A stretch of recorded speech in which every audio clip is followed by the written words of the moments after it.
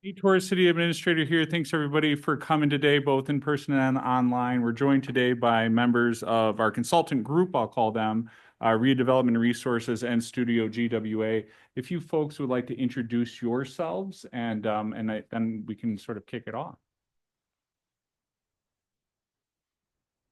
I'm Dana Sarver. I'm affectionately called the Chief Data Geek.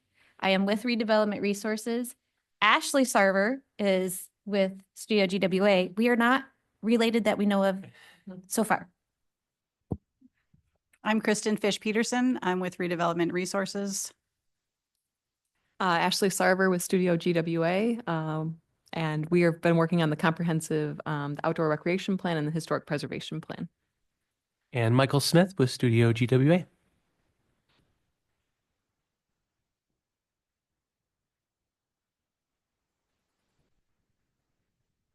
So welcome. Thank you for coming. Appreciate, is that gonna, I want to listen to myself in echo. Appreciate you all coming to this afternoon. What we're going to do today is give a high level overview of the comprehensive plan briefly, and then we'll hand it over to Ashley and Michael, who will give high level overviews of the comprehensive outdoor recreation plan and the historic preservation plan. And then we'll have time for questions. And we also have Post-it notes on each of your chairs. There are more Post-it notes on the front desk here, along with pencils and pens up here if you don't have one. What we'd like to encourage you to do is out in the entryway, there are boards listing all of the goals and objectives that we've proposed so far. We'd love feedback. You can give us the feedback verbally during the discussion portion today, or you can write a note, and post it on the board related to the comment that you want to make. I think, are there any other housekeeping items before we dive in? No, I think that's mostly it. For the people online, if you have questions along the way or comments, we will be looking in the chat as well. So we'll bring those questions back into the fold as we open up for comment and input after the presentations are made. While we're still on this first slide, I want to say that our next steps after this will be then to take each plan, after we hear your feedback, we'll take them each back to their approval committees at the committee level, and then they'll all go to the city council for approval. And there will be a public hearing for the comprehensive plan at a plan commission meeting coming up. Okay. So for the comprehensive plan, and we shared steps with the other two plans, the comprehensive outdoor recreation plan and the historic preservation plan. Steps were shared along the way, but the first things we did, we gathered data. Dana, the data geek, gathered secondary data, and then we gathered primary data from residents. We gathered all kinds of data. We had a survey that was out there. We received over 316 surveys, but there were 316 complete responses to those surveys. 76% were filled out by residents and 24% non-residents. And I don't know if all of you got to take the survey, but it was a comprehensive survey that covered content for all three plans. We then also conducted intercept surveys at local events, such as the farmers market. Dana was stationed at a baseball game and at Nelson's Ag for a few hours on a day in June or July. And May, okay, end of May. And we also held a public forum through the Drift List three-folding group that hosted a public forum at a location in the community, also at the end of May, I believe. We did also individual interviews from people from all different areas. We interviewed the school district, the medical community, large employers, small employers, all the economic development practitioners in the area, and other stakeholders like that, so we could get differing perspectives from the different people who might contribute different activities to the content of this plan.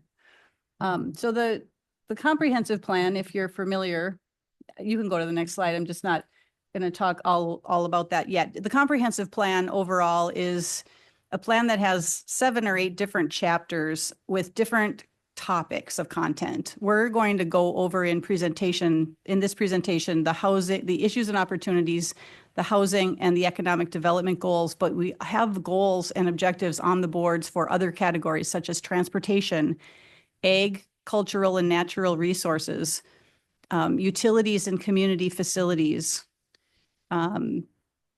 land use is another one. There's a land use map that we have because land use is a huge part of a comprehensive plan. So each chapter has different content, and we're not going to present all of the goals and objectives in this room today. We're going to present on issues and opportunities, housing and economic development, and then the other chapters will be there for your review. I think the plan was also online. So you can look back at the entire plan and provide feedback. So as far as issues and opportunities are concerned, that's kind of the catch-all category for development and overall issues and concerns that we heard in the community. Some goals deriving from that category include maintaining Viroqua's sense of place. That was loud and clear from everybody that we talked to. Viroqua is a special place, and we want to maintain that community feel, that special feeling that people have that live here in this. It's got its own unique charm, its own characteristics. And so that was front and center from everyone we talked to. That's why people like living here. So the community sense includes the thriving downtown, support for local businesses, nurturing youth, supporting the elderly, preservation of green and open spaces, and the communication of our history. Another goal from the issues and opportunities chapter was to create the conditions for Viroqua to be an increasingly successful economic, social, and cultural hub of activity, including the enhancements of health and wellness. So that is in the larger category of issues and opportunities. Implementing a plan that promotes the general health, safety, and welfare, the economic sustainability of the city and the region in general. We also included respect for property rights and protection of community rights, and to protect and enhance natural resources, scenic landscape, and rural lifestyle and regional agriculture. I thought we did a pretty good job of capturing Viroqua there in the goals from that chapter. So objectives are listed here, A through F, including confirming future zoning and land use maps to ensure future developments are appropriate and supported by city policies and programs. That's kind of the nut of a comprehensive plan. It is all about zoning and how you are going to plan for your future growth. Support local businesses and new entrepreneurs to maintain and expand the role of the city as a hub for the region. Cooperate and coordinate with public service providers, including health, education, civil government, and cultural activities. Safeguard the affordability of living in the area. Create government processes and procedures that ensure fair dealing and structure that does not favor or discriminate. And then to review new developments for impacts on aesthetics, natural and historic uniqueness and beauty. So those are the goals and objectives for that chapter. And I think they're posted on the board outside. If you have comments or feedback on any of those, you can share it later when we're done with the presentation in here or on the board on a Post-it note. As far as housing is concerned, we have two overarching goals there. Because there are so many chapters, we didn't want to put 10 goals in each chapter with hundreds of objectives and recommendations, but two high-level goals for housing, including encouraging the development, rehabilitation, and preservation of diverse, high-quality housing types that meet the needs of all incomes, ages, and household sizes while integrating sustainable practices and long-term planning strategies. There's a lot of meat in that goal. Objectives include increase the diversity and quality of housing options and preserve and rehabilitate existing housing stock. One thing I always want to make sure is we're looking at what's here already before we're just talking about all new development. And we did hear needs in various categories, such as needs for seniors, and then needs for all different income levels, needs for different sizes and configurations. I want to say too, with each of these categories of goals and objectives in the plan, there's also another level called recommendations, and that's where we get very tactical and very hands-on with what we're recommending. We didn't include all that text on this in this presentation because that'd be a lot to sit through. But the second goal for housing is to protect community character through balanced housing policies. So this relates to policies to adopt proactive housing policies and regulations that safeguard neighborhood integrity, sustain Viroqua's cultural character, and ensure housing remains available for long-term residents. With the objective of regulating short-term rentals to ensure housing availability for residents. Okay, those are the housing goals. And then we have 3 goals, I believe 3 or 4 under economic development. They span 2 slides. So for economic development, it's our favorite chapter because we are, that's where a lot of the practice that we apply exists. We are economic development practitioners. So this, and I have found over the course of my experience that sometimes the economic development chapter is the weakest chapter in the comprehensive plan. So we hope to give you some good meat here. Maintain a growing and diverse economic base that is resilient to economic shocks, attracts new industries, and grows local entrepreneurship. We want to make sure we know, you know, that we're aware a lot of your growth is going to come from within and with what you have here already. We want to recommend the objectives are strengthen local entrepreneurship, market available properties, and build economic resilience to external shocks. The second goal is to support small businesses and local agriculture that can create jobs, enrich community character, and foster resilience, including strengthen and sustaining small businesses, supporting and expanding local agriculture, and fostering community identity through small business and agriculture. The third goal is to offer targeted incentives and create partnerships that can attract investment and stimulate innovation across all sectors. So this includes not just ag, but going across every sector that you might attract here in Viroqua. Objectives include using incentives to drive investment in priority areas, strengthen public-private partnerships, and stimulate cross-sector innovation. I think that is, okay, and then we have the future land use chapter. Did you want to present this one or do you want me to go ahead? Go for it. Okay. You're on a roll. I'm on a roll. There is a future land use map out in the entryway, I believe. And so the map has been created with where we think the future land use will occur and how it, what will it be? So the first goal is to update the existing zoning map to be consistent with the future land use map. Viroqua's zoning map is unique in that in the past, a long time before any of us were here, it used polygons to just create wide swaths of zoning. And instead of zoning by parcel, some of those zones actually cut through properties. So your property might exist in 2 different zoning classifications, which is a mess. And so we're working hard to straighten all that up. So that's the first goal here, is to clean that all up. And then following the comprehensive plan process, the adoption process will be focusing on, or the city will be focusing on cleaning up that zoning map to make sure it's consistent with the future land use map. The second goal is to reevaluate zoning classifications to encourage mixed use, higher density, and multi-generational developments. So one of the things that we've studied recently in the last few years is something called missing middle housing. And I think specifically, I'm going to talk just a minute about missing middle housing if you're not familiar. So traditional housing is single family home on a lot. You also have high density multifamily, an apartment building with lots of units. And what we're calling missing middle housing is everything in between. So that would be smaller homes on smaller lots, duplexes, triplexes, quads, cottage court, townhomes, condos, things that are a little bit different, but come in between that single family home and the high density multifamily.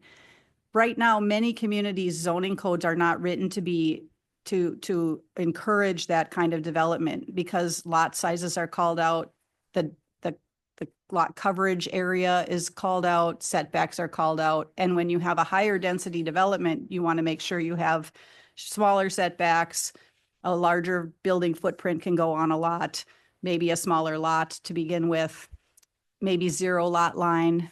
So buildings can be right next to each other like a duplex, that kind of thing. So we want to encourage the zoning code to be open to that kind of development to encourage density.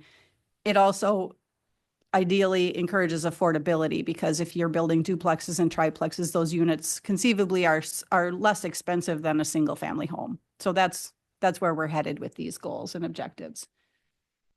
Is that it for me? Oh, we got two more.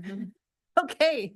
So the third goal is to encourage the redevelopment and adaptive reuse of existing structures to invigorate corridors and conserve resources. Again, one of my favorite topics, redevelopment, looking at what we already have and making improvements to that. Encouraging redevelopment of underutilized and vacant properties, and promoting adaptive reuse to preserve community character and conserve resources. What I love about reuse and adaptive reuse and redevelopment is yet all your infrastructure is already in place. So you're not laying new water, sewer, streets. I love that about redevelopment. The fourth goal is to understand and prepare for the impact on city services and departments from the imminent increase in population. So there is, through this process, we've come to discover that the population might be undercounted in Viroqua, and we also realize that you're getting some new housing units, so your population is going to increase. So that's just to make sure that every other department, all the utilities, streets, DPW, police, fire, everybody's ready for that. And the fifth goal is to guide future development in alignment with the city's land topography and infrastructure capacity, ensuring that water, sewer, stormwater systems can support the growth in a sustainable and timely manner. So aligning that growth with infrastructure capacity, ensuring environmental sustainability and new developments, and planning proactively for long-term infrastructure needs. As far as the timeline is concerned, we'll be gathering information from today's event and focusing on drafting recommendations based on input or revising any recommendations that we've already made. And then hopefully a final document by the end of October to send through that public hearing and plan approval process. Now I'm going to hand it over to the other plans. So Kristen, before we scoot to the other plan, maybe we should talk about this during housekeeping, but what is the general plan for today in terms of gathering public input? Is it just this? I mean, maybe reiterate it for the crowd. I know you glanced on it briefly, but maybe go into that again. Sure. I think we thought we would be open to questions, a limited amount of questions in here. We want to encourage this public participation. So we don't want to say, oh, your feedback can only be written. If you have a question you want to address to us, I think we were going to wait till the end of the three plans presentations, and then we were going to ask you to limit your comments to 2 minutes. And what we'll do is rotate plans if necessary. So if we have somebody who wants to speak on the comprehensive plan, we'll ask then after that person's done if there's anyone who wants to speak on the CORP or the HPP, excuse my abbreviations, and then we'll go back to the comprehensive plan until, for a certain amount of time. And I think we budgeted about 20 to 30 minutes for that. And then if you're not interested in speaking out loud, but you have comments, that's what the sticky notes are for. And we'll hang out for a few minutes afterwards too. Sorry, I didn't make that clear to begin with. I appreciate it. Thank you. So I guess with that, we'll jump into we've been shorthanding it the CORP, but it's the Comprehensive Outdoor Recreation Plan. So similarly, I know that's a lot of words on slides, but that's kind of the bulk of what this plan is. We're right into the heart of it now in providing what these recommendations and the goals are. So we'll share those with you and be able to talk through them more as we continue the evening. So we're just going to do a quick review on the inventory, basically what you have here already, and then we'll go through the draft of the vision, the goals, objectives, and actions. So just looking at what you have already, we're looking at your parks, the city-owned parks, as well as your recreation programs. The city of Viroqua has 13 parks totaling 110 acres, which is quite a bit, actually. And then we have classified all of those parks according to the NRPA standards and guidelines. And those classifications include your mini parks, your neighborhood parks, community parks, and special use. So all of those parks fall within one of those categories. And so it just helps for classification to understand, do you have a sufficient amount of each type of park, as we've looked through the guidelines that are out there. So just here quickly, you can see kind of the map of that. This is the city-owned facilities, and then it names each of those parks and what their use is. So, something like, Eckhart Park or the Viroqua Park Bowl, those are a community park. It has a kind of a regional draw. You have a lot of activities happening within those, versus the Bark Park would be considered special use. And then really pretty notable here, I think, is the amount of mini parks. It's really pretty exceptional. You have the Broadway Bechdel Park, Viroqua Skate Park, and then we also have the future Viroqua Welcome Center grounds. So yeah, variety of categories that we've been looking at for those parks. And then apart from that, we know that, the city doesn't provide all park and recreation opportunities. There's also things through the school. There's privately owned facilities, which again is pretty special about Viroqua, of having that privately held space, but that it's open to the public that people can enjoy. So that's really been pretty interesting to get into. But then you also have county-owned facilities and state-owned facilities, of course, that everyone enjoys in the nearby area. So on the analysis of this, we were looking at the NRPA guidelines, which is kind of the national guide for, your standards for your park. A while back, they would call them standards. Now they're just guidelines, with the understanding that, each community is different in how they're serviced, but it does help set just a base of what should a community have. So again, 13 total parks. That exceeds all of your peers. We were looking at Westby, Prairie du Chien. There's a handful of other communities that we had compared to, and really, you have more parks than those communities. You also have 24.27 acres per 1,000 residents, which just means you have, let's see, the best way of putting that is that each resident can enjoy a large amount of parks. And then similarly, the other way, you have 348 residents per park. So that's actually very low in a good way. You have a lot of space per person. And again, the city accommodates most of the facility needs, whether it's basketball, football, baseball. It's usually accommodated through the city, but it's augmented by the school facilities. So if it's not offered by the city, most of those other needs are met via the school parks and privately owned facilities too. And we've been looking at the population projections and coordinating that with redevelopment resources, wanting to make sure that we, if the population does increase over time, as it is bound to do, of just making sure that we would still have a level of service here within the city that would meet that population need. And based off of those projections, it would actually still have a surplus of parks. So that's good. And I think the takeaway from all of that is that it's not necessarily, you're not park poor. So with what you have, we're putting emphasis on maintaining, improving, and retrofitting existing facilities. Anything to add on that, Michael? Yeah, and I would really encourage folks to read section 5, the analysis section. I mean, we're really summing up several pages in like 5 bullets here. And, we're trying to use standards and guidelines from the NRPA as a benchmark, but like several years ago, they really were just quite explicit to say that every community is different, and they don't want to impose these onerous standards on communities, especially smaller communities that might not have the resources for a larger community. And even some of their guidelines will say, fewer than 20,000 residents. There are a lot of municipalities that have fewer than 20,000 residents, right? So it can be especially onerous to communities of 10,000 or less, 5,000 or less. So just keep that in mind. Like these takeaways really are, you have quite a bit even that is dedicated that the city owns. Then add to it just layer on layer of abundance with school district owned, county owned, privately owned facilities, and then the parks that are going to be online like Hanson Farm Park, right?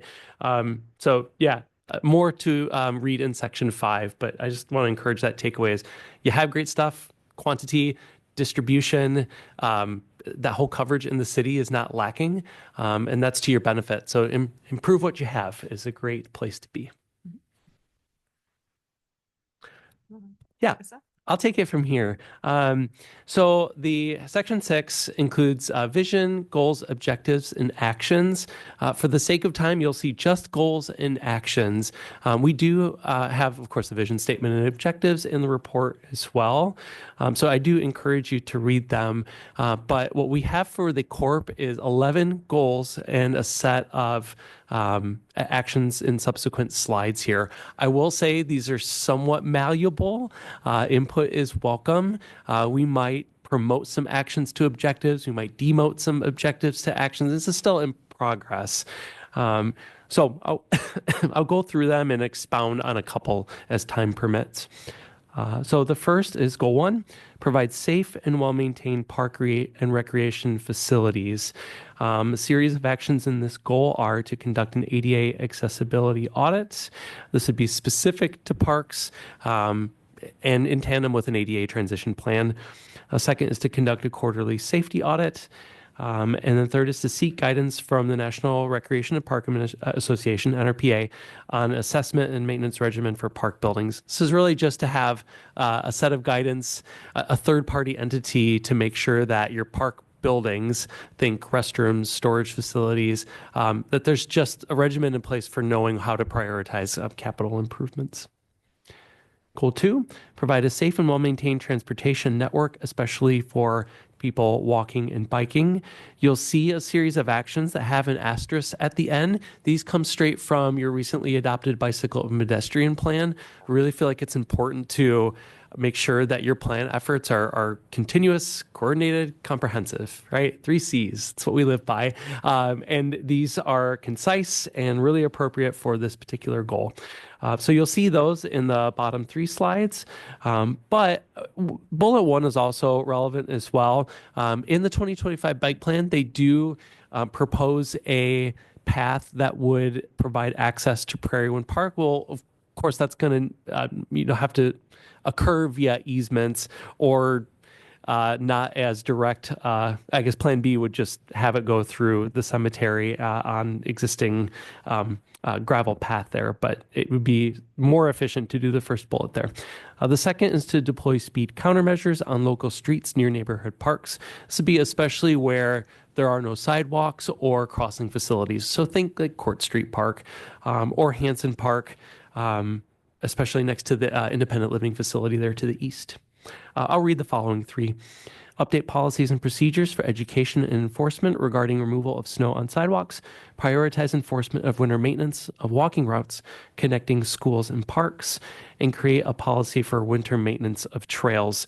The great thing about these last 3 actions is this isn't trying to induce activity. This is just recognizing that there's already people biking and using your trails. I was taking pictures here this afternoon for the report and seeing like so many bikes at your high school just warms my heart. I don't see that in Rockford. And just the fact that parents feel comfortable and safe doing that, like that speaks volumes to your community. And wouldn't it be great to make sure that folks can do that year round? So goal 3, promote community health and wellness through outdoor recreational opportunities. This is admittedly weak right now in its actions, but we talked last night just about the need to not put any more tasks on city staff necessarily, but just recognize all the third-party entities like Vernon Trails that are already doing this. So just to reference that in the plan and then look at opportunities for like events, programs that can and do occur on city-owned facilities. So that's the first bullet there. Work with the local business community and recreational groups to promote outdoor activities and wellness programs. And then the second bullet is to partner with Vernon Memorial Healthcare to pilot park prescription referrals. Goal 4, foster a robust network of local partners to help beautify park facilities and enhance recreational opportunities. The first action is to establish a Friends of the Parks group or a park foundation with 501c3 status, or should they be interested, utilize the Viroqua Area Foundation as a pass-through. Some foundations are cool with that, others are not. We can make sure it's documented in the narrative part of the plan. Second action is to host public workshops and online surveys for major park projects. The third is to explore or sponsor a garden program. And the fourth is to create and adopt a program to encourage routine maintenance and cleanup. I'll also note throughout these plans, there will be specificity where it's needed. We want to make sure our actions are specific, they are measurable, but we're still working on that to make sure that they're actually realistic. So when you see things like host public workshops, that might be one where we try to quantify that. We've not done that yet. Goal 5, expand and diversify recreational programs to cater to various age groups, needs, and interests. The first action here is to optimize year-round use of all recreational facilities available in the community. Second, ensure there is at least one program for each age bracket from toddlers to seniors. You might think that that's already occurring. It's nice to have that official in the corp to make sure that if you feel like there's a deficit or one age group is not being addressed, there's an action there. Third, coordinate with the school district, volunteer sports organizations, library, and private entities to ensure programming is not duplicative. Fourth, increase total number of registrants for park programs, specificity pending. Fifth, evaluate the feasibility of a joint use agreement between Viroqua and Westby to allow residents pool access between communities. Goal 6, identify and pursue funding opportunities to ensure that park operations and programs are financially sustainable. This is another one where the quantity or total amount of potential grants is still pending. So they are quite general for now. So the first bullet speaks of participation in federal and state financial aid programs to assist with that first goal that we were talking about earlier, improving ADA accessibility. A second, using public and private foundations and donations to fund park improvements. A third, apply for federal funds through the Transportation Alternatives Program and Recreational Trails Program. And fourth, increase the quantity and dollar amount of annual grant applications. Goal 7, there are 11. Thanks for being patient. Connect people to information about their park and recreation system to increase visitation. I think to Kale's credit and really the recreation department's credit, we're aware of already like the multi-pronged efforts. We also heard that through focus groups that there was just need to increase the reach and try to segment the audience a little bit to kind of maximize communication. So here are a handful of actions. Again, these correspond to objectives that are not listed on the slide. Install QR code enabled signage at major park entrances. And this would just allow for things that you can update more efficiently and just aren't kind of plastered forever. So if you might be changing hours or, for example, the restrooms closing in mid-October at Eckhart Park, just more up-to-date information is helpful. Second, develop a communication strategy that integrates multiple methods, web, social, email, into one ecosystem. And following that, utilize RecDesk, which is the software system that the department uses. They have an email marketing feature, which could be helpful for like email marketing campaigns during given quarters. Goal 8, design new facilities and retrofit existing facilities for safety, accessibility, and inclusion. 3 actions here: prioritize repair and retrofit of existing facilities. That is really, as Ashley was talking about, kind of a focus of the plan. But you'll also see bullet 2 and 3 talk about potential improvements on select sites. First, to conduct a park site analysis to determine placement of a splash pad facility. This isn't quantified here, but the narrative will likely say identify 1 or 2 or 3 locations where a splash pad could be sited. Third, evaluate the feasibility of a community recreation center. Goal 9, design and program parks to showcase natural and cultural features while prioritizing the protection of sensitive ecosystems and habitats. 4 actions here. The first is to establish a rotating art program. Second, integrate interpretive signage or features highlighting cultural, natural, or historic significance, which will dovetail into the preservation plan we'll talk about in a moment. Third, explore partnerships with local natural land organizations and seed nurseries for planting and stewardship sharing opportunities. And fourth, engage volunteers to catalog the quantity and variety of trees in city-owned parks. This would be primarily for shade purposes and to increase the overall tree canopy, primarily within city-owned parks. We thought volunteers could be a very fun thing to do, and then also make sure that you're kind of I hate to use the word future proofing because who amongst us can really do that? But God forbid the next emerald ash borer comes, you are at least documenting things and looking at potential trees that can be planted in select facilities. Goal 10, incorporate guidance from municipal plans and review processes to ensure a sufficient amount of new parkland, open space, and natural area. Again, prioritizing retrofit of existing facilities, mindful of the fact that there is enough parkland to meet population projection through the planning horizon, which is great, but it's also good to have a game plan for the city. So what we're saying here is perform due diligence on parkland acquisition as needed, which would include right of first refusal agreement and establishing an endowment for maintenance costs. And finally, goal 11, promote administrative excellence through efficient operations, talent attraction and retention, and sustainable funding. 5 bullets here. The first is consider allocating a portion of existing non-park maintenance responsibilities to the city's public works department. So some of you probably know that the park recreation department will mow terraces, ditches, take care of the Main Street planters, which is great. I think it's emblematic of a small town community that everybody just rolls up their sleeves and they get things done. But if there's an opportunity to maybe switch some allocation, that might give Kale and his team just a little bit more hours to do more park-specific things. Next, conduct a park recreation survey in 2028. Hopefully you participated in the survey for this go-round. 30 or so questions, 8 of which are related to parks and recreation. We thought that would, in 2028, it's a good midway point potentially for this time frame for the plan for 2026 to 2031. It would be really nice to update those questions, augment them for a little bit more. Not quite 30 questions, but maybe in the 10 to 15 range could be helpful. Third, consider a referendum for park-related capital improvements, maintenance, and operations. Fourth, evaluate the feasibility of adding new full-time positions. And the final bullet, assess feasibility of converting part-time or seasonal positions into permanent full-time roles. The report does include a brief write-up on staffing projections and tries to align them with NRPA standards. There's a slight deficit, like 0.83. I'm sure Kale would say, more please. So we can talk about that in comments, and it probably warrants a little bit more write-up in the plan too. With that, that is our summary of the Comprehensive Outdoor Recreation Plan.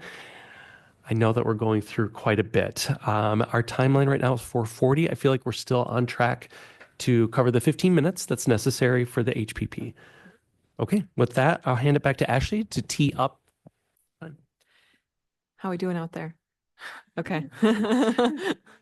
All right. Yeah, we just wanted to talk through the historic preservation plan. This is the other piece. I think it's been interesting and helpful to work through all 3 plans at the same time because they are so interrelated. And then the fact that your bike and ped plan was recently done, and there's also a housing element going on with the county. It's all of these things are kind of culminating, which is great. So for the historic preservation plan, within the plan itself, we looked at what you have already, again, looking at those existing resources, and seeing how many things that you already have locally designated. 33 landmarks are locally designated. 15 of those are also on the National Register or contributing to a National Register district. You also have 23 that are on the Wisconsin Architectural Historic Inventory. So really a lot of resources already identified, already placed in some type of designation, which is great. We also have historic buildings and districts on the National Register.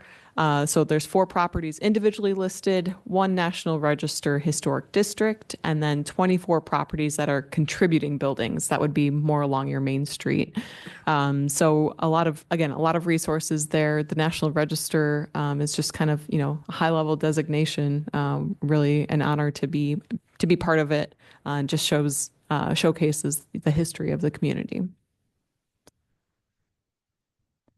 So we'll jump into the goals here. We've broken them down into a variety of categories. The first topic is really on survey and documentation.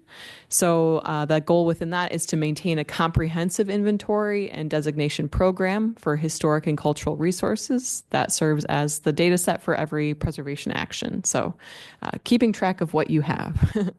So action A, commission a citywide survey to identify potential structures over 45 years old that could be historically significant. So that 50-year mark for structures is kind of anything 50 years old or older is potentially eligible. And since the time horizon of the plan is 5 years at the moment, we're looking at maybe extending that to 10. Anything, it seems almost a little personal to call 45 years old or over historic. Don't take it personally. Action B is to engage volunteers to photograph every street-facing elevation of existing and proposed historic resources, just as a way to engage the community, keeping them involved with what these resources are. Looking at action C, adopting a standard operating procedure that requires DPR 523, which I'm sure everyone knows about, or has level standards for properties slated for demolition or alteration. And really that's just documenting, again, what you have. If it's going to be demolished and it's an important structure, taking that time to produce photographs, keep them within the community so you don't lose what that building was. Action D is to develop a web-based historic resources inventory, making that data available online to a wider audience. And then E would be to fund a 3D scanning project for the 3 most endangered landmarks, which again is kind of just that photography component, but capturing it in a 3D walking view so you can showcase that property. We'll look at, we have more within survey and documentation, sorry. For F, we have a survey refresh cycle to ensure content remains updated. G is to pursue local landmark designation for some select residential properties. H, to pursue individual listing to the National Register of Historic Places for the Tobacco Warehouse, the Viroqua United Methodist Church, and Good Shepherd Lutheran Church. And really the reasoning there, thinking, local residents is more likely to be local landmarks. There already are quite a few. And that by listing on National Register for those commercial properties or those institutional properties opens up the opportunity for historic tax credits as a financing source. And so adding that designation helps them in a financial way. For I, we would evaluate the feasibility of modifying the boundaries of the Viroqua Downtown Historic District to include additional properties. Right now, there's a set boundary within that, but there are some properties around it that may be potentially eligible for listing in that same district. It would open up some additional work, but it also might pull in some additional properties for that designation. And then finally, J is to prioritize areas to conduct an archaeological survey. Looking at those resources. Okay. For topic 2, I'll do 2, and you want to jump in at 3? Sure. Okay. So topic 2 would be the program administration and management. That's the things that are kind of handled within the city for supporting historic preservation. So the goal there would be to develop a robust historic preservation program with updated ordinances, policies, best practices, and procedures that are integrated across departments. So within that, we have a number of actions. One would be to encourage all Historic Preservation Commission members to participate and continue basically ongoing education. Action B, exploring the feasibility of establishing a demolition delay ordinance to give time proper due diligence of looking at these structures. Action C, to explore the feasibility of creating an ordinance with fines and receivership process for owners who fail to stabilize a property within 12 months.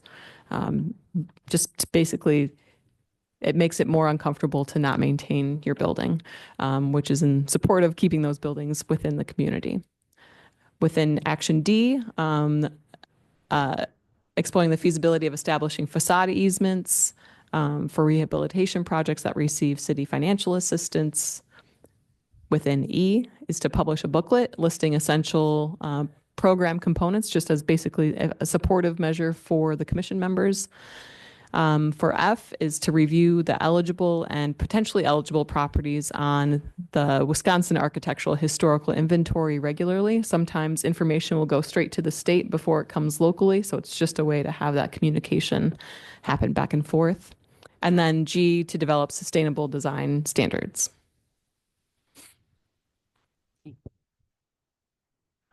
Topic 3, there are 5 total, is regarding financial support and incentives. The goal here is to encourage investment in Viroqua's historic resources through a system of grants, tax credits, and other financial tools.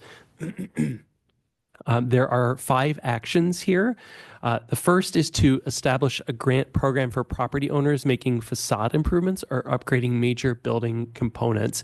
The plan has a pretty nominal amount at this point, but it would be to see if there's interest that could be garnered from that.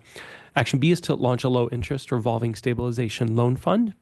Action C is to explore the feasibility of waiving building permit fees for rehabilitation or restoration work on National Register listed buildings or contributing buildings in a National Register district. Action D is to publish a booklet listing all federal, state, and nonprofit funding opportunities. And Action E is to share preservation benefits and incentives with local banks and wealth management firms. A quick note on Action D. Some of you might be familiar that the Historic Preservation Commission already has a number of resources available, but I guess one key audience is not just current residential owners or current commercial owners, but potential developers as well, or somebody who owns their building and might be looking to invest, but knowing that there might be a gap or looking for some assistance. And it'd be nice to augment the set or suite of existing materials with that. Topic 4, education, advocacy, and partnerships.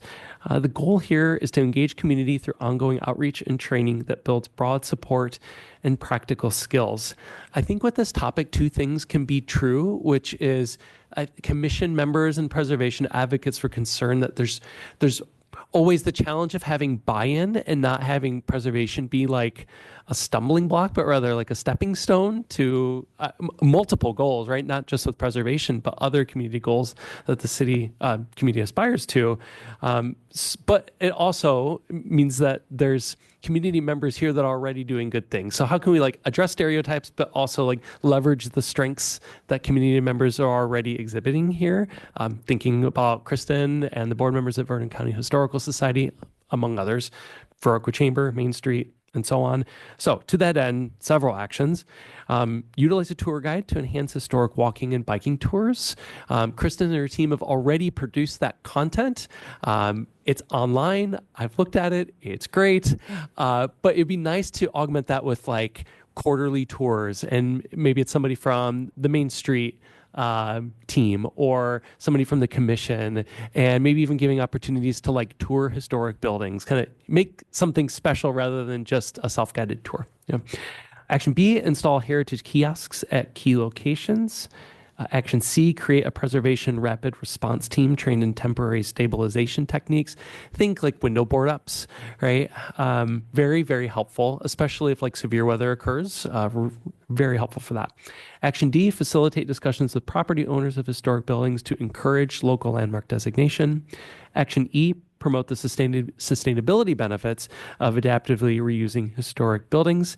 Might seem shop worn, but quite true that the greenest building is the one already built, and you have quite a number of green buildings, so to speak. So great to start with what you have. Action F, promote architectural salvage and deconstruction of building materials or distinguishing features, such as signage, for buildings that are slated to be demolished or were demolished. Action G, inform prospective buyers of local landmarks about the benefits and responsibilities associated with the designation. And finally, topic 5, community revitalization and sense of place. The goal here is to promote preservation, rehabilitation, and adaptive reuse efforts that strengthen community identity, preserve character, and drive revitalization, and then use those assets as a base for heritage tourism and economic growth. Several actions here, some of which we've talked about a little earlier in terms of additional materials for the commission. The first is to publish a rehabilitation and reuse handbook. Action B, host a rehabilitation roundtable, which pairs property owners with architects, contractors, historic tax credit consultants, could even like tour buildings as case studies, so to speak. Action C, produce a pre-approved pattern book of sensitive infill designs. Action D, establish a trades academy in partnership with Western Technical College. Action E, encourage local and regional community events to take place in or around historic properties. Action F, consider pairing walking tours with local events. So it's just kind of success on success, right? There's already a great event. Have something else that can kind of latch onto it. Action G, establish an open house night for historic buildings. Kind of dovetails with the previous comment of historic tours. If you can open buildings, it really changes perceptions, right? You used to think that was an eyesore, and doggone it, we have this in our hometown. We should be proud of it. It happens in Rockford. I think it would happen here too. That's a lot. Thanks for sticking with us. We are a little bit early now. I think it's 4:54. Please interrupt me if we're doing this incorrectly, but I think the mode was going to be using the remaining 30 minutes, have open up to the public for 2 minutes per comment, and I think we're just going to segment it by plan. So I'll go ahead and keep watch of time, looking at like 36 minutes. We could probably say 10 minutes or so, maybe with some deference to the comprehensive plan. So a little bit more time there. So I'll keep watch of the time. And I think with that, unless I'm missing anything, we can open it up. Only question would be, do we need them to come to the microphone then to Yeah, to speak? yes, we Okay. have a good number of people online, about 10 folks online, and we are recording it. So we would love to be able to capture any comments, questions, whatever it may be, ideas, by coming up to this microphone over here and pushing the button that has the little person with the sound coming out. Alice, do you have a housekeeping question? Yeah.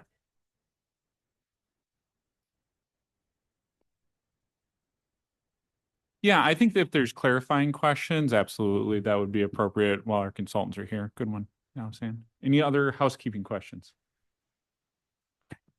So with that, Kristen et al., do you want to start in any spot in particular, or whatever the audience feels like where they would like to start? Yeah, if there are comments, if there are questions, please advance to the microphone and we're all ears.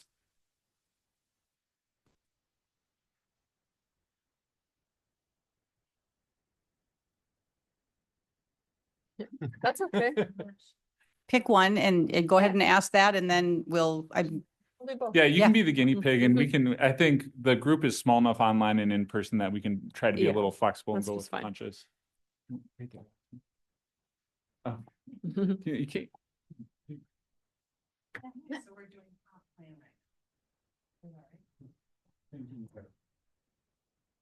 Hi, my name's Alison Taylor and I live in Viroqua, and I first want to just make a comment about comprehensive plan in general.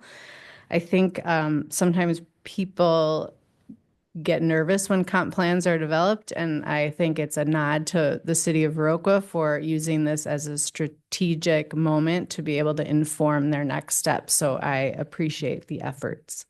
My question on the comp plan really was about housing, and it's a question that I receive.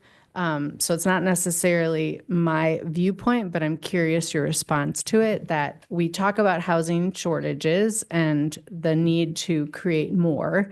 Is there a concern that there's going to be an overdevelopment of housing, and how do you respond to that? I can take that one first. So in the housing chapter, I think we've created a demand forecast that is fairly conservative. However, this is a 10 to 20-year plan. And as development occurs, the market is going to react. And every housing study that we do, we have this, this is our best guess today, that you have a demand for this many units. As those are absorbed, other things are occurring in the environment, in the economy, everything, everywhere else. So we can't predict what's going to happen with the economy or with the price of wood or PVC, or, as we had a transformer shortage a few years ago. We don't know how to predict that. So as things occur, there might be ups and downs, but the market will help us figure that out. So let's just say you start developing homes out at Hanson Farm and things are going great guns and they're being absorbed rapidly. They're going to keep getting developed. Once they start slowing down, the developer's going to back up. And so the market will help control that.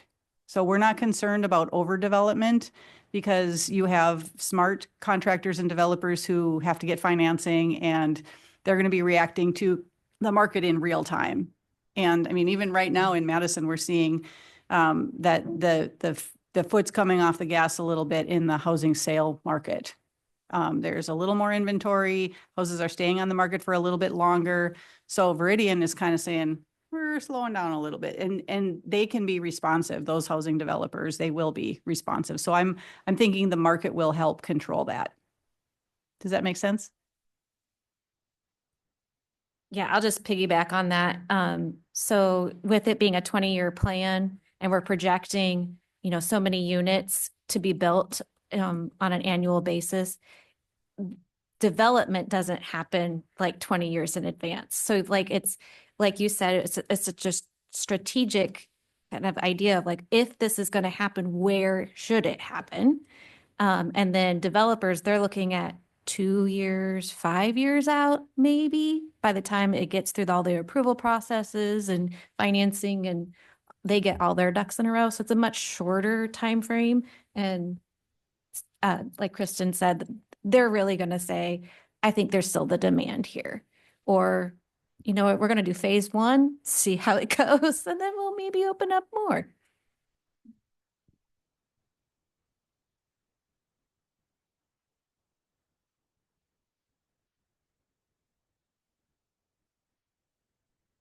Hi, everybody. Thanks for coming again. I was at the previous meeting in May. That was very helpful, and I'm sure you had a lot of input there. I realize that what I'm about to bring up is not part of your scope of work, but I'd like to use this as an opportunity. My name is Gregory on Decker here in Viroqua, Gregory Splinter, as an opportunity for discussion. And maybe this is more towards Nate than yourselves, but I'd like to get your input and thoughts on it. So a lot of people are very literal, written people, but other people are more graphic. And all the good work that you've done here, I'm just wondering how powerful it would be to put a lot of that into a graphic presentation. My mind goes historically to, you're probably familiar with Burnham's plan for Chicago and that wonderful drawing. And if are you all familiar with it? Okay. So that drawing really didn't work out that way, right? I mean, Chicago doesn't look like Paris. It looks like something else. But it really did inspire people. And a lot of the thoughts that went into that drawing stayed with Chicago, like it's honoring the lakefront and that sort of thing. And it really elevated enormously the city of Chicago today. Well, we're 4,500. We're not, 6 million people, but I think that the idea remains the same. So even though it's not your scope of work, you don't even come close. I would just like to use this as an opportunity to see the value of putting what you've had in words, which might be like over people's heads. But if they can see it translated into a drawing of some sorts, maybe a living document drawing that say, oh, what does it look like when that becomes that district? Or what if this needs to be higher density here? And so I wanted to say that. The second thing, if I could use my full 2 minutes, is a concern about, for lack of a better word, enforcement or of how this is going to go. And I haven't gone to every meeting the city has to offer, but I've been to a lot of them. And I haven't seen the comprehensive plan put on anybody's desk to say, oh, let's see what the comprehensive plan has to say, because all that good work, we want to utilize it and be on board with it. So maybe your thoughts on both of those issues would be greatly appreciated. Thank you. Sure. I'll just say the draft of the comprehensive plan that's out there now is devoid of a lot of graphics because we haven't designed it graphically yet. So there will be more pictures, not necessarily the pictures you were describing. I understand what you were asking for, but there will be more charts and graphs and pictures and representative images in the final plan. It'll be a beautiful document when we're done with it. And yours too, your two plans will be too. Ours just hasn't been put into the graphic design function yet because we wait until we have it where we want it. The other thing I will say is that the chapter we haven't written yet is the implementation chapter. And that's what makes sure this gets done. And I think there's been clear communication from the city to our consultant team that they want this to be an actionable document, that they can mark off the accomplishments and make sure that they're doing what we're recommending and what's recommended in here. So the implementation chapter is the last chapter that gets written before we send it to Dana for design or for your graphic designers to design the plans. So that's still to come. Yeah, and I would just add on the implementation piece of it that will be in the historic preservation and outdoor recreation as well. We sometimes joke that if you just tear off those last 5 pages, that's what could be kind of your guiding work for the next 5 to 10 years. So even if you don't read the rest of it, that kind of last section of it can be kind of almost a standalone document, that you do keep on your desk to go through different actions and identifies timelines and potential funding and other partners. So there is that component. And then just to echo Kristen's comment, there are more maps, there are more graphics that will be in the final plan, and photos as well, because I know we did present a lot of text tonight, this afternoon. So yeah, point taken that some are visual, some are more, graphically inclined to absorb information.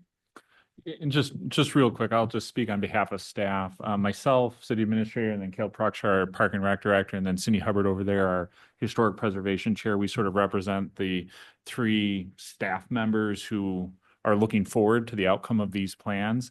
And we're very much interested in having a guidebook, right? We've been absent that. The current comprehensive plan was done with good intentions, but at a time when comprehensive plans in general were new.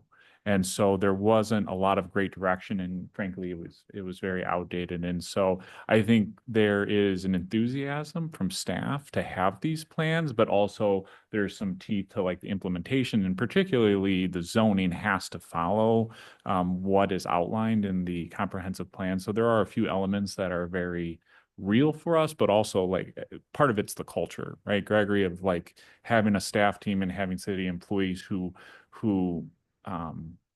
value these plans and therefore, use them as guidebooks and compasses in what we do.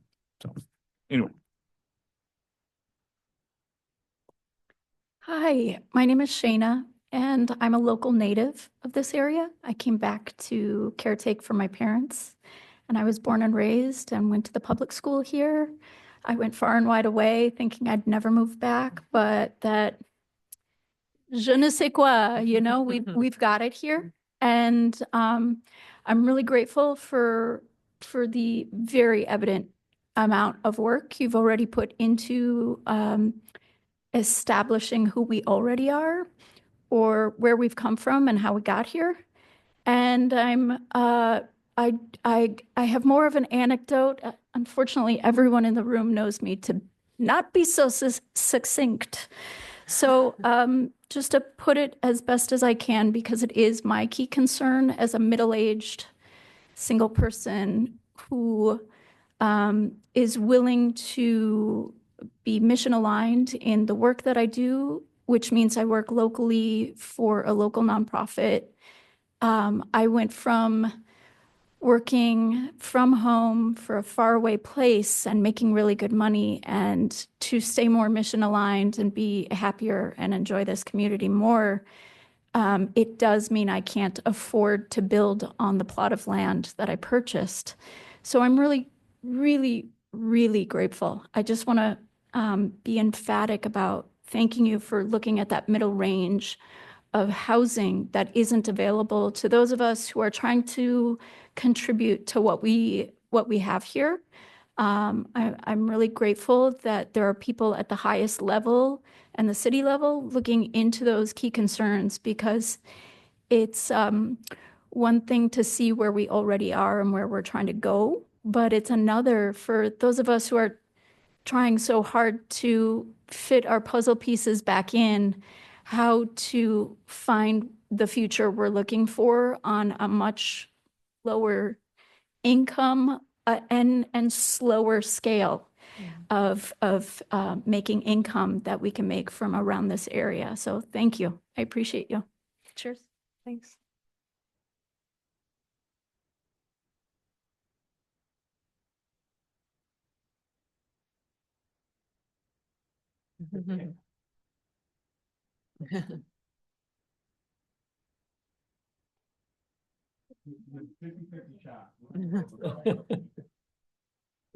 There we go, green light. Hi.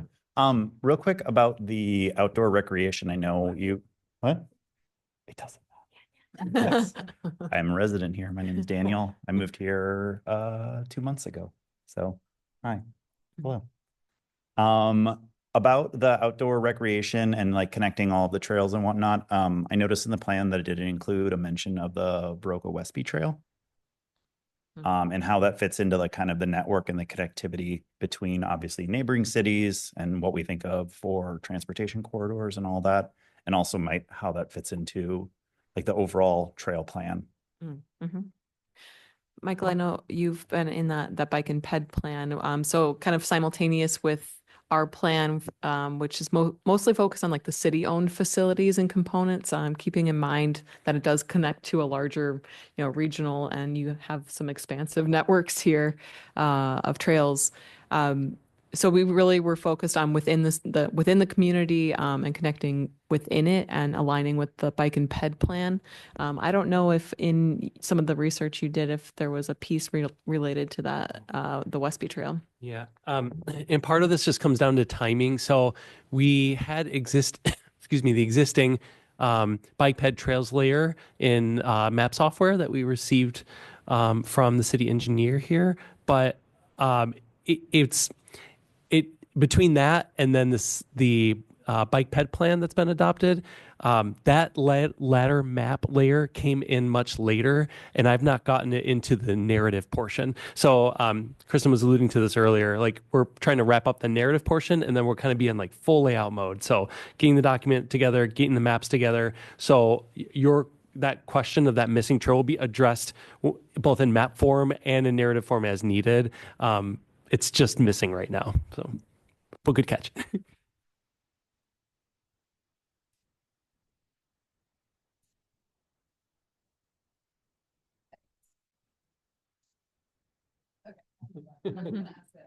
Thing, but I will skip that because there is enough time. So I am Elena Bird. I have been living here for about 2 years, and I live outside of Baroka city limits, out towards Liberty Pole. I work with UW-Madison as a researcher. I get to do that remotely and live here, which is really lovely. I work with farmers through that, and also doing some just community economic development work, also part of the Farmers Union chapter. So I say all that because I think about kind of broadly these ideas a lot, and I'm curious, as somebody new to comprehensive planning, and you kind of spoke to this, but who is held accountable by a document like this, and how might community groups use it to advocate for their needs, and organizations say, hey, I think this would be really aligned with these objectives. How can they get involved? Thanks.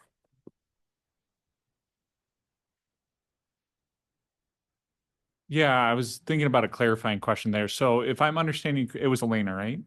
So the question is how can members of the community essentially hold the city accountable for following through with what's in the comprehensive plan? Is that more or less what you're getting? So your question was more or less, how can members of the community hold the city and staff member elected officials accountable for what is described and sort of directed by the comprehensive plan or the outdoor recreation plan or the historic preservation plan? Yeah. Yeah. Yeah. So I think number one is it comes down to attentiveness, right? These documents that we have, comprehensive plans, are available publicly. And so number one, it's about, the value of having an educated and an engaged populace is rule number one for holding a government accountable. And then 2 is hiring the right people who are in the seats and making sure that your elected officials are prioritizing that as well. And so at the end of the day, I think simply put, everybody has a boss, right?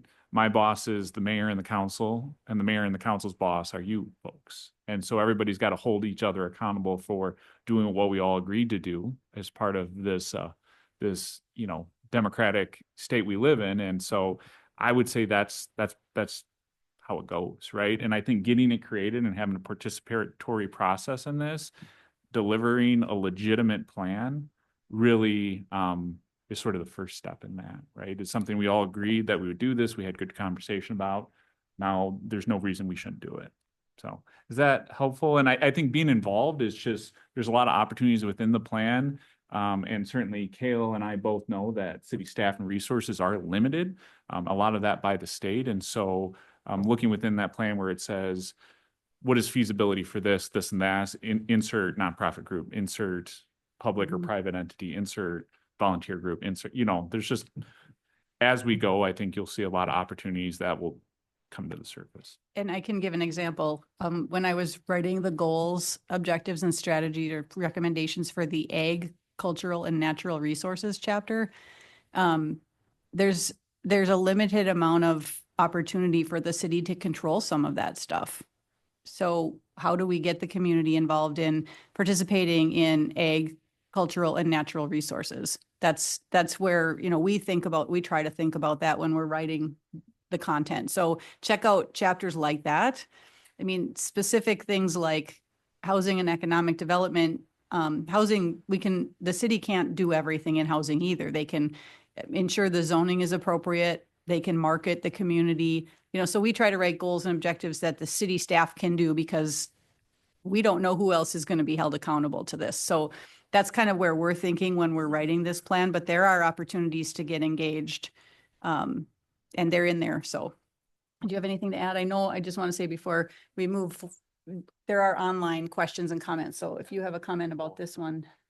No, I was just gonna, I guess, kind of reemphasize, that implementation matrix, that kind of piece at the end of the plan will identify all of those actions, and then also have, who the potential partners might be. So that's a way for, nonprofits, for-profits, commercial businesses, will identify some, but then there may be an opportunity of looking at that and saying, hey, this is a good place for this group to plug in, and be part of that action and bringing it to the commissions. There's a Historic Preservation Commission, there's the Parks and Rec Commission as well. So kind of bringing it to those commissions and working through that process is really helpful. Yep. Do we want to go to some online? I think we're going to go online and then we'll come back since you had one already. All right, this is a comment from Douglas Dietrich. My family moved here 2 years ago and we love Viroqua's unique character. The part of that I want to speak to is the city's approach to arts and culture. I'm a consultant who works with arts organizations to pursue grant funding and do strategic planning. If I had my way, there would be an arts and culture plan component equal in scope to the outdoor recreation and historic preservation parts, though I like to see both of those too. That said, I like seeing nods to cultural resources in the plan. I think we need more attention paid to the cultural events that are bringing people to town through Temple Theater and Driftless Music Festival and concerts in the park, theater programs, and more. I think Viroqua would benefit from an arts and culture council that offered support to individuals, small businesses, and nonprofits in the creative industry, striking a balance between supporting the biggest players and also supporting small fish like individuals. He also says, thank you for offering this event via Zoom. I'm listening as I make dinner for my family right now. A last addition to my comments is that he moved here from Portland, Oregon, a very big city with very robust art scene. Viroqua's arts community is very vibrant compared to the size of the population. We would have thought hard about moving here without that. It's an important part of the town's character that I would like to receive more attention in this plan, perhaps through the economic development portion of the comprehensive plan. Thanks. Any others? There are. Kathy Lund is also from Viroqua. She says, I just had a few questions or comments. How many total people responded to the survey? So Kathy, there were a total of 435 that started the survey and 316 that completed it. Do you feel it's an adequate representation of all demographics? The 3 plans were also 235 pages. That's a lot of general public to weigh in on. Will this be a living document for the public to continue to be engaged? So, would you want to, I feel like you want to.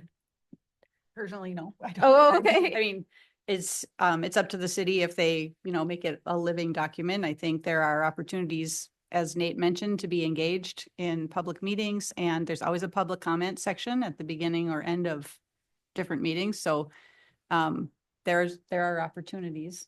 That is a lot of pages. Yeah. We've been busy. We're tired. Part of the length of documents like this is that, well, especially in the comprehensive plan, it's like these elements are required by state statute, and it's really hard to be. It's not something that brevity is a strong suit. It's really not important to be doing that. So really, what you try to do, and it will be helpful in the layout portion where you see graphic elements like maps, where your eyes can draw to certain segments. So yes, I think the city staff would probably say, yep, this is where we're going to be reading more critical content and, so on and so forth. I will add the question about the survey and being a representative sample of all demographics. It's really hard to do that. We do measure results based on what is a representative sample and what statistically significant sample. And I believe we had a statistically significant sample size in the survey. However, the survey is one element of the data that we gather. And we also gather data from secondary sources like the US Census Bureau, Placer AI, Esri, the Bureau of Labor Statistics, all kinds of other data sources. So we try to incorporate that along with public sentiment, because it's hard to get a completely representative sample. In a project like this, I think we got a good solid. Yeah, and the questions weren't necessarily, I'm trying to actually pull them up right now to clarify, but there were more, of those of you that responded, what direction do you want to see the city go? But we didn't ask a lot of demographic questions. Oh, yeah. So it's hard to say, who exactly responded to the survey other than, are you a resident or are you not?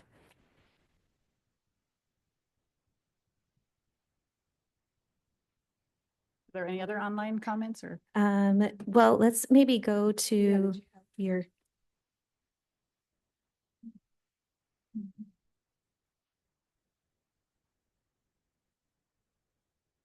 Again, my name is Alisanne Taylor. I live in Viroqua. 20 years ago, my husband and I opened a Main Street business called Blue Dog Cycles. We'll celebrate 20 years in October. And while I can't take all the credit for the cycling community, I will take some.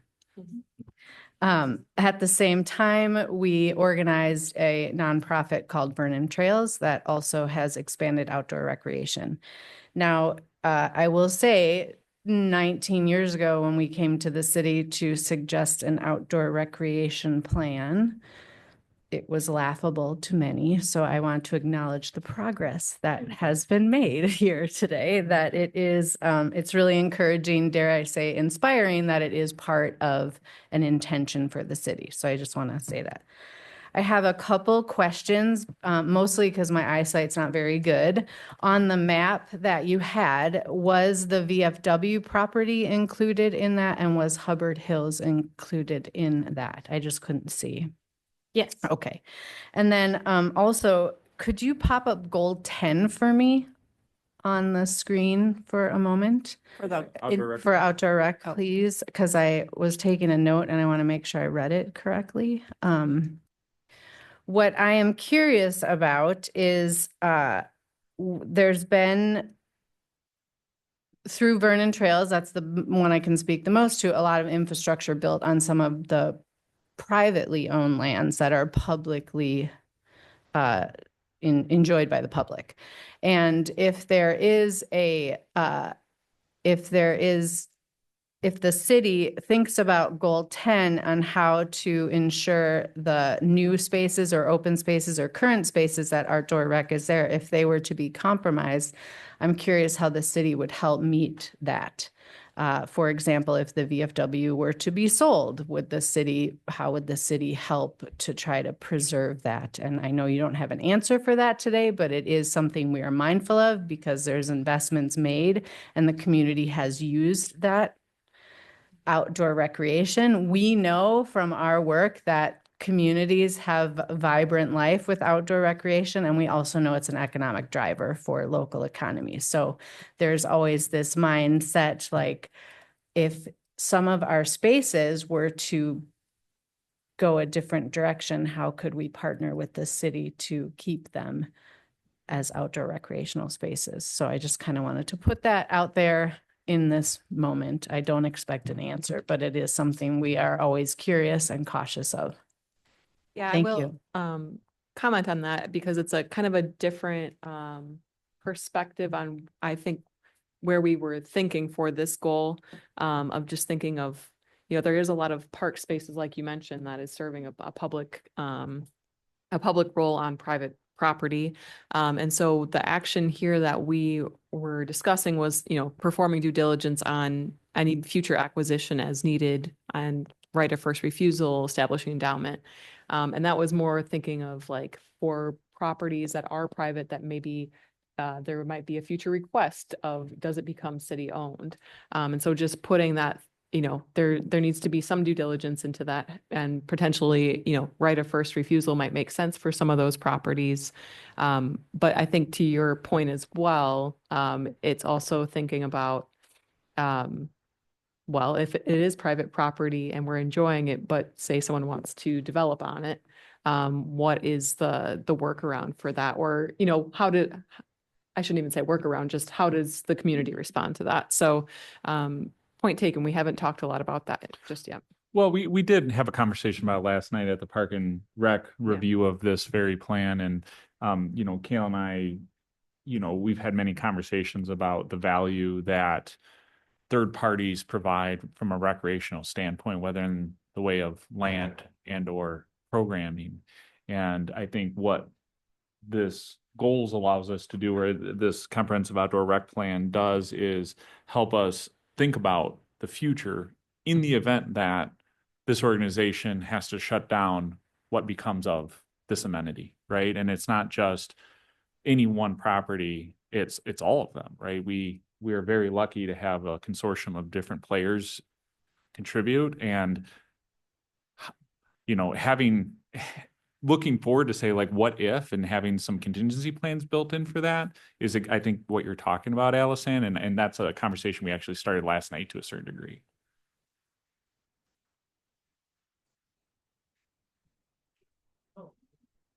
Oh, sorry. It's from the same person. Is this?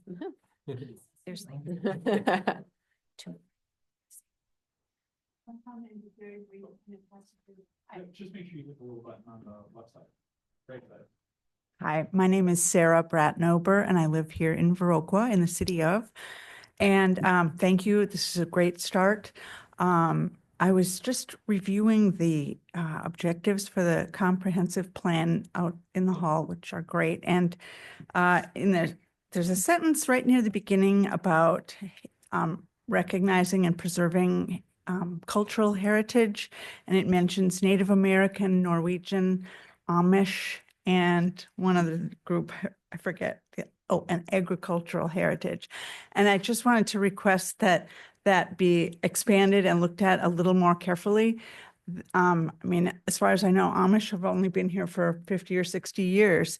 And there have been Black people here before that.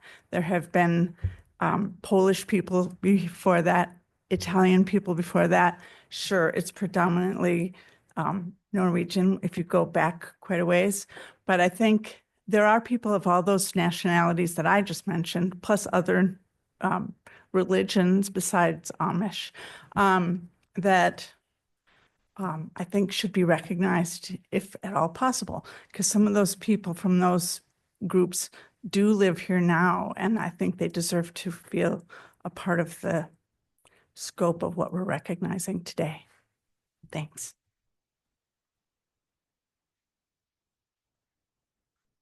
Okay, I'm Tanya. I live in Viroqua. Thanks for all your work. This is awesome. I have a comment on the parks plan. Yay, kale.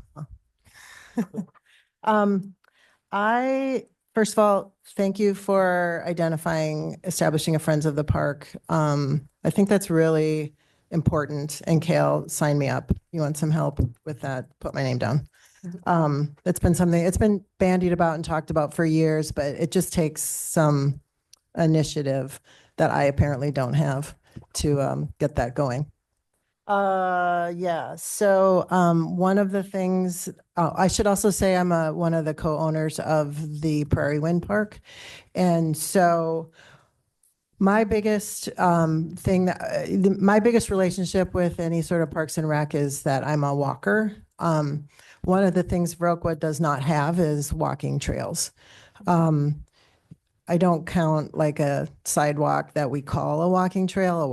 I mean, like a nature walking trail. There's nothing in Viroqua, which is one of the reasons why I invested in Prairie Wind Park, because that's where I now walk if I want to not be on the street. You can also walk in the cemetery. I guess we can't really call that a park, but you can't take your dog there. So I would wish that we had a little bit more focus. Like we have a lot of playgrounds and we have a lot of sports park, but we don't have any that's just that natural and for walkers. So I could get behind that. And the other thing, I feel like we have a lot of these neighborhood parks that are dedicated to young kids in the playgrounds. And I think that that's important. I don't personally have young kids in my life right now, so that's why I think about other things. But I wish that we also would take one of those parks and make it into like an amphitheater style park. We do have a great music program. We use the shelter in Eckert Park, and the natural rise of the hill is kind of an amphitheater, but the shelter actually kind of makes that more difficult. And that's something I can talk more with Kale about, but I just wanted to make sure that that got jotted down. Back to the Prairie Wind and the public private partnership, because Hubbard Hills, thank you, Cindy, is also a privately owned nature walking trail, just like Prairie Wind Park is. You know, it's expensive for us to manage Prairie Wind Park. I'll say that. I'm sure it's expensive for Cindy to manage Hubbard Hills. And maybe that there's ways to incentivize, like we could sell Prairie Wind Park and develop it. I wouldn't vote for that as a shareholder, but, incentivizing people to hold green space is something that should be a part of our strategic plan, as well as looking at that partnership, like how can the city help us keep that publicly accessible, privately held park available? What are some ways that we can work together on that? Just a thought. Thank you so much for all your work. Thank you. Yeah. And thank you for the comments. It's helpful to hear just, especially like that boots on the ground with those particular properties of the experience. And so kind of noted on the comments on passive activity, walking, hiking, and then also thinking of, we did identify within one of them on the partnerships. One of those partnerships may be with someone who would hold a conservation easement, which may help fulfill some of the goals that you're mentioning in terms of keeping something in perpetuity a certain way. It doesn't necessarily address maintenance by just having the easement, but it does help hold it in perpetuity in conservation. So I think we have that in there, but we'll double check that was made noted in there.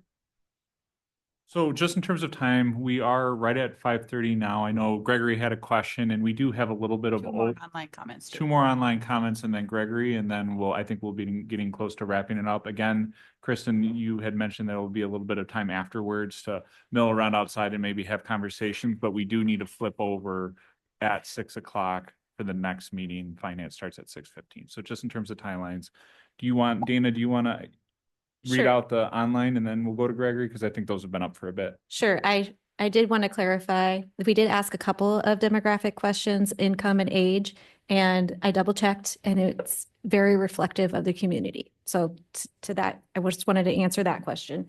So Kathy also says, I like that some of the findings were 50% would say yes to paying to improve parks and 40% the feel of downtown. She also says, I was concerned about some of the environmental topics that were not fully addressed. Groundwater is our sole source of water, protecting it. Solid waste, the landfill expansion or not. Air quality or not, air quality not just from ag, like for sewer or coffee roasting. Streams, if there are no streams, what runs past Creamery Creek, Abbey Lane, and out to County B? So she's just pointing out, I think, a few things that we need to include in our plan. But that's the end. Mhm.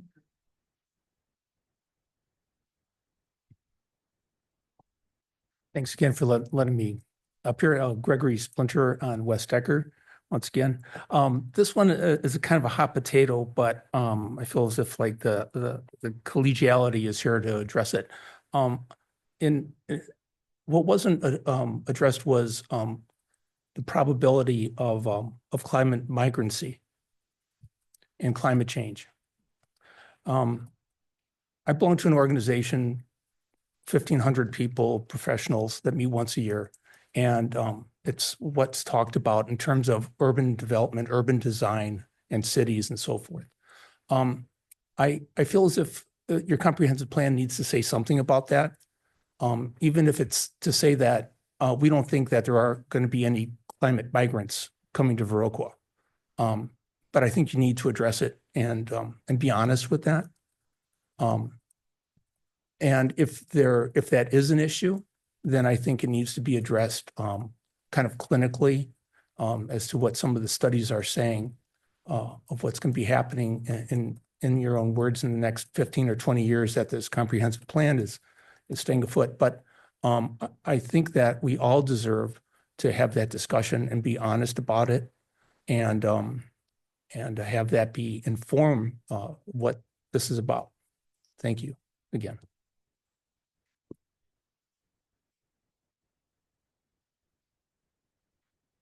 Do a last call for any other comments before we adjourn for today. Anybody online or in person? I see Randy back there. I see some other folks hanging around here who may want to say something. Randy, I always pick on. Anybody online who either would like to type something in or unmute quickly can do so, but otherwise this is the last call for public comments or questions.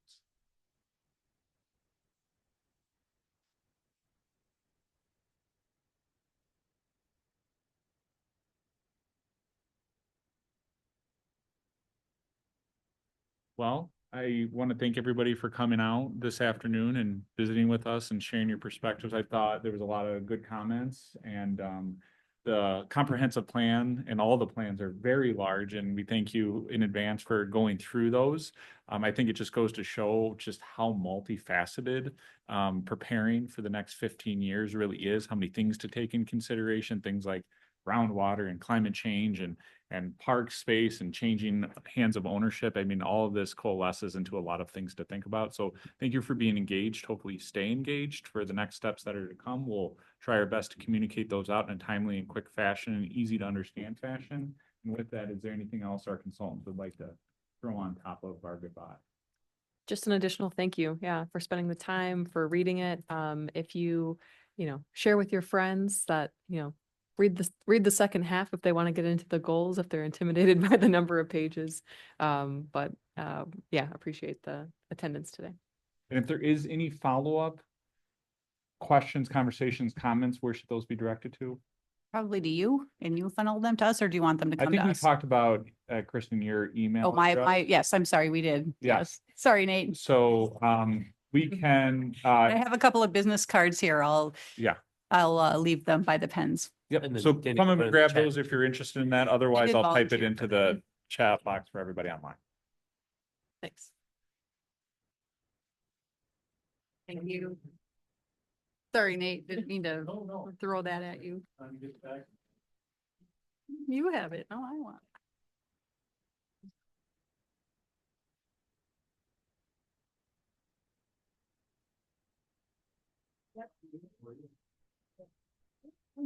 Are you all prepped for tomorrow? I just have to